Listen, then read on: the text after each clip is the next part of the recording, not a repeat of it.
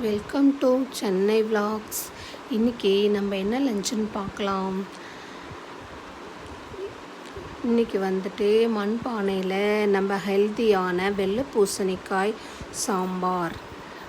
வெள்ளை பூசணிக்காய் ரொம்ப ஹெல்த்திங்க. அதில் இருக்க மருத்துவ குணம் நிறைய இருக்குது. அதில் இன்றைக்கி சாம்பார் வச்சுருக்கோம். ரொம்ப பெனிஃபிட் இருக்குது. வெள்ளை பூசணிக்காய் சாம்பார் போட்டு வச்சு சாப்பிட்லாம், ஜூஸ் போட்டு குடிக்கலாம். நான் இன்றைக்கி வெள்ளை பூசணி சாம்பாரும் அப்புறம் எங்கள் ஊர் கருவாடு, பரளக்கருவாடு தொக்கு வச்சுருக்கேன். வெங்காயம் தக்காளி எல்லாம் போட்டு பரளக்கருவாடு தொக்கு சாம்பாருக்கு செம்ம டேஸ்டியாக இருக்கும். இது கோவக்காய் ஃப்ரை பண்ணியிருக்கோம். சாம்பாருக்கு கோவக்காய் மஞ்சத்தூள் மிளகாத்தூள் போட்டு எண்ணெயிலேயே நல்லா ஃப்ரை பண்ணி லைட்டாக தண்ணி தெளித்து எண்ணெயிலே ஃப்ரை பண்ணி வச்சுருக்கோம். சாம்பாருக்கு இதுவும் நல்லாயிருக்கும் தொட்டுக்கிறதுக்கு. அப்புறம் மண்பானையில் செஞ்சுருக்கோம் சாம்பார் இன்றைக்கி.